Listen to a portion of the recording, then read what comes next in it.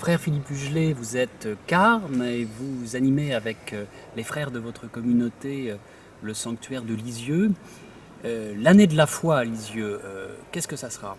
Eh bien, l'année de la foi, ce sera toute une année à laquelle diverses activités vont lui être consacrées. Et pour commencer, l'entrée dans cette année de la foi qui va être marquée au cours des fêtes thérésiennes, de la semaine qui va donc du 30 septembre jusqu'au 7 octobre, par diverses activités, notamment 3 journées de rencontres, de réflexions, d'enseignements sur la foi de l'Église, celle qu'elle transmet, et la foi vécue par Thérèse.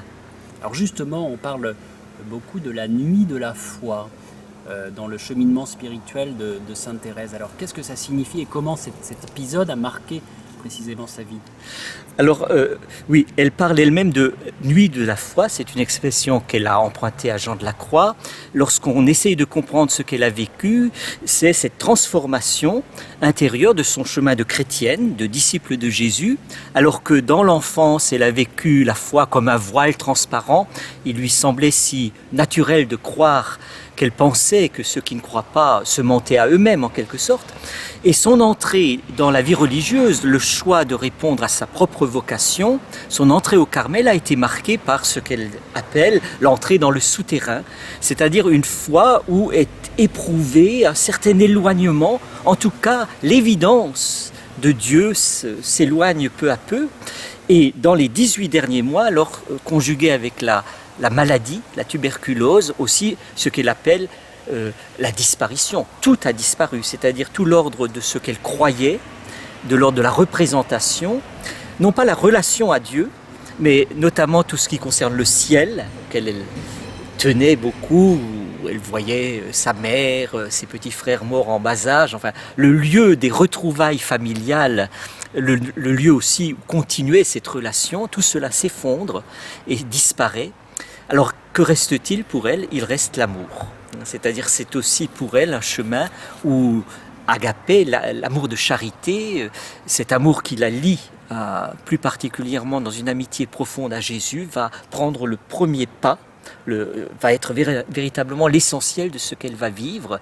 Alors dans la relation à Dieu, à travers aussi cette éclipse de Dieu en quelque sorte, mais aussi plus particulièrement dans la relation fraternelle. Elle va découvrir, cette année, ma mère, le Seigneur m'a fait comprendre ce que c'est que d'aimer. C'est aimer comme Jésus, mais je n'aime pas encore comme lui, c'est-à-dire jusqu'à me donner, me livrer totalement. La figure de cette vie donnée, ce sera la rose effeuillée, voilà, qui donnera une image de ce qu'elle vit dans les derniers mois, une vie donnée. Peut-on dire que Sainte Thérèse a fait l'expérience douloureuse d'une certaine forme d'incroyance en se faisant proche de ce fait des hommes et des femmes qui ne peuvent pas croire?